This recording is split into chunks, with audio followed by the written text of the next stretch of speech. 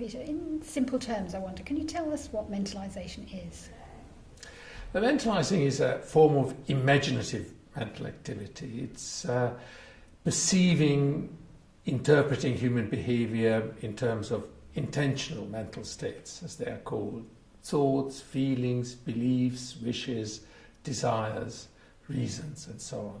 It's something that's common parlance would describe like seeing oneself from the outside and others from the inside, or how you understand misunderstanding, or having someone's mind in mind. It's at one level introspection, looking into yourself, seeing what it is that you're thinking, but also by that very process really understanding how others are thinking or feeling. Okay, so how does it differ then from terms like emotional intelligence or empathy? But empathy is something that you might feel towards somebody else. Mentalizing is both about self and other. So mindfulness is usually a term that's used about mental states in relation to the self, empathy about the others. Mentalizing sits in between the two. You may say emotional intelligence, which relates to feelings by and large, or you say psychological mindedness that relates to cognition. Mentalizing sits in between the two. So if mentalizing is really at the fulcrum between empathy, mindfulness, emotional intelligence, and psychological mindedness. Okay, so can anybody do it then? How do we learn to mentalise?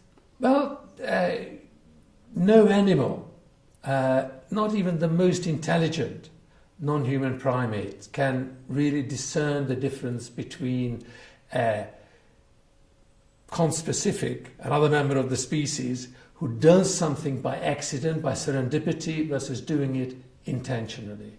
So if I drop something, you'll immediately know, without thinking about it, whether I did that intentionally or on purpose, because you're mentalizing me, because you are anticipating what my reasons might be for doing something. So the capacity to mentalize is perhaps linked to what is essential about us as human beings. Once we started using tools and developed a certain level of sophistication, we at the same time developed self-awareness. Perhaps we developed self-awareness in order to understand how other people were thinking or feeling, so we could collaborate with them. But whereas primates can collaborate with one another, they on the whole do not do it by putting themselves into the shoe of the other animal. They don't have shoes, so it'd be hard for them to do so. But the most important aspect of this is that the social processes, the way we understand ourselves, is intrinsically linked to us understanding others and others understanding us. So the way mentalizing develops is probably through the experience of feeling understood by somebody else. There is an overlap between the neural locations where understanding oneself as a mental entity is and where understanding others in psychological terms reside. And that's a little bit of a clue about how we acquire mentalizing. It seems that we find our mind initially in the minds of our parents and later on in other attachment figures. So what we think of ourselves, in a sense, is born of what we were thought about in the minds of the people that we cared about. We scrutinize the minds of others and we try to find ourselves within. And that's how we guess at our own feelings and our own thoughts. Now this happens, obviously, a very subtle process that occurs over a long period of time, but it does depend on the parent's capacity to mirror effectively the child's mental states. If a parent can mirror how the child feels, the child will be able to organize their own feelings according to what they see outside. And that sense of being organized is actually what we then experience ourselves as mental entities. If we do not have that experience, if we do not have someone around us who is able to think about us accurately as we are, we will have an enfeebled sense of ourselves. We'll never really be certain exactly who we are, or we just misperceive ourselves. If I'm as a little baby, I feel anxious. I do not understand what that feeling is, and I look to my mum to make sense of it. And my mum mirrors back to me a sense of anxiety. That will help me organise what I feel. If she exaggerates that, and what she mirrors back to me is terror, then I will exaggerate my own experience of my constitutional self, my physiological reactions, and I will end up, perhaps throughout my life, exaggerating, feeling I'd become one of those really anxious people who always, at the slightest sign, or slightest cue of it, will have a sense of panic or a sense of terror. So the same process of mirroring between two people occurs in a therapeutic relationship as well. What I'm looking for in therapy, but I've lost really, if you like, lost calibration over my own sense of who I am or what I'm feeling. What I look for is a relationship. I look for someone who I can talk to about my own feelings. And if I can find a person like that, I will then, in their reactions to me, find a sense of calibration, a sense of the degree to which I should be upset about whatever it is that I'm upset about. And that interpersonal aspect of mentalizing really stays with us throughout life. What difference does knowing about mentalizing make to the way we might try and work with children and families? We tap into this process. So if I ask you, or if I ask anyone else, what do you do when you are upset about something? The most likely response that you'll give me is that I go and talk to a friend. Now, why? The reason is because when you're upset, in a way, you lost a sense of calibration over your internal experiences. You need to set up that interpersonal process with another human being, just like you did when you were a little baby.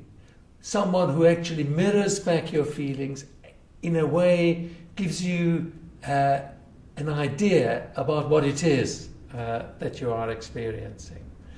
And understanding that what therapy in part is about is someone else who has your mind in mind, who you can go to find yourself therein and acquire a better understanding for your. This opens up to us, all of us, a way of working as therapists. So at a very profound level, what we need to be able to do is to be available, to be there for our patients, to present our minds to them as really as a space for exploration, where we try and our best, our hardest, to sit side by side with them, to try to see the world through their eyes, to create an image of their minds, not really so that we can explain to them who they are, but for them to find themselves in the picture that we've constructed of them. The way we relate to them, if we really genuinely do understand them, is what they need in order to find themselves in our minds as mentalizing, thinking, feeling, believing people. Can anybody mentalise? How do we sort of learn to do it? But initially, we do not understand, as little babies, we do not really understand our own feelings. When we are anxious or aroused for some other reason, we are in a state of bodily arousal, a constitutional state of arousal. What we do is we signal that affect to our caregiver, who resonates with it, reflects on it, and then expresses it in a contingent display of understood affect. So they respond in the appropriate tone, they respond in a timely way, they respond as if they understood it, but in responding they create a representation of our internal state. And that representation becomes, as it were, a symbol for us, for ourselves in a constitutional state of arousal. And that second order representation is what we call mentalizing. And that second order representation serves for all of us as a way of knowing what it is that we feel. And that knowing what it is that we feel helps us regulate that feeling. So we don't have to act on it. We can know, what I'm feeling is angry, or what I'm feeling is sad, or what I'm feeling is anxious. And that helps regulate our feelings. And ultimately, we build a sense of self, a sense of subjectivity out of these little building blocks. So what would happen then if the caregiver or parent wasn't accurately reflecting back the emotion that the child was feeling? That happens, I think, with all of us at certain times. But if the caregiver is consistently inaccurate, is consistently absent, like in a child who's experiencing emotional neglect, that child cannot develop the second order representation of their internal world, and will be much more likely to enact those experiences rather than be able to regulate it themselves. They will not have the second order representations, the psychological self, if you like, that helps them think about feeling angry rather than just acting being angry. Okay, so that's how it starts with babies, how they begin to learn. But how does it then develop? But actually, mentalizing gets more and more sophisticated as we get older. So, as I said, from the very beginning, babies are more aware of what people think or feel and what they are expressing in terms of mental states than they are in their physical states, from about 3 months on. But gradually this gets more and more sophisticated. So we learn to pretend and to lie and to cheat. By 2.5, a child can be completely self-serving and say, you ask them, did you eat that biscuit? And no, I haven't. It's nothing to do with me. And they are trying to manipulate your mental state, trying to make you believe that they actually have nothing to do with them. Now, that process gets ever more sophisticated as things go on. It takes a real hike forward in adolescence. When mentalizing becomes much more sophisticated, it becomes so sophisticated that it becomes very confusing initially for adolescents. And they get quite upset about suddenly starting to understand just how complicated people's minds are. And things that they thought were straightforward and simple, they realize are incredibly complicated. So they get more upset about their parents' arguments, they get more upset about people loving or hating each other. And it develops in adolescence right up to the age of 25. After 25, I think it just goes downhill.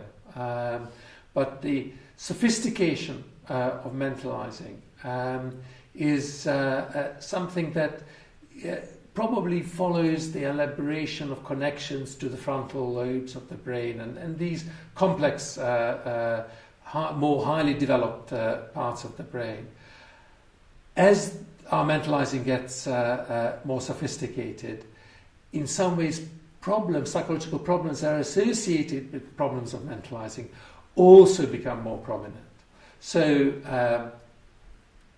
things like depression, things like self-harm that are associated with failures of mentalizing or difficulties in mentalizing appear based probably on vulnerabilities that are either built in or much earlier, but they appear when these more complicated mentalizing capacities suddenly get developmentally called upon in adolescence. What difference does it make then, knowing about mentalizing in the work that we might do with children and families? The family is probably the place where mentalizing is normally developing, its evolution has intended mentalizing to develop. So families are the social situation where the child looks around and tries to find their thoughts and feelings in all the in their sister, in their mother's mind, in their father's mind, in everyone's mind.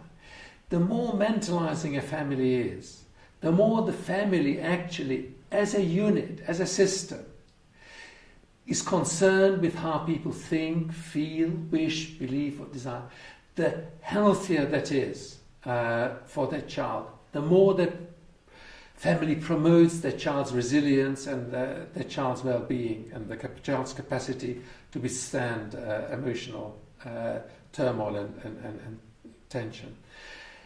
If we work with families, what we need to do perhaps more than anything else is to get that family back on to a process of mentalizing in. Because what can happen in a family is that one person is acting up, is acting out. That upsets everybody else. As everybody else feeling upset, they stop mentalizing, and because they've stopped mentalizing, they're not able to understand each other's difficulty in understanding each other. And so the whole family goes down this cycle of not understanding one another, leading to family arguments, shouting, screaming, as you know, these things happen in families. So what we've got to do with families is just to stop that. Stop that really very vicious cycle where one person's thoughtlessness leads to the whole family having no consideration for each other's thoughts or feelings. And as if we just stop that process and we get the family to start thinking about one another, thinking about what made that stop, what made thinking about each other stop, I think we actually can regenerate a very natural process that's there in most of our families of actually wanting to think about and wanting to be concerned about each other. Interestingly enough, sometimes the very intensity of a relationship can undermine the capacity to think about one another in terms of mental states. So when you're in love, that's not the best state to ask people to think whether the person that they're in love with is socially trustworthy or not, because they really are not able at that moment to think about them, their thoughts or their feelings. Mentalizing goes down the tube with the intensification of arousal, as for example arousal associated with being in love. But the intensity, particularly in conflictual family relationships, can also drive down mentalizing. So activating attachment by, for example, threatening abandonment, will stop a person being able to think about someone's mental state. So what you need to do, strangely, is rather than intensifying attachment, as one sometimes does in family, working with families, make people a little bit cooler towards each other. And what we have found, for example, is that during doing family therapy in groups of families is often easier, because although you preserve this natural habitat for mentalizing, but other families commenting on my family can maintain a little bit of a distance, whilst at the same time be able to be empathic about the nature of the relationship that I might have with my son, that I'm having difficulty in understanding, but another father there can actually see the things that are going wrong between me and my son, and be able to help me see things from my son's point of view, whereas I am completely unable to once he has started having one of his turns.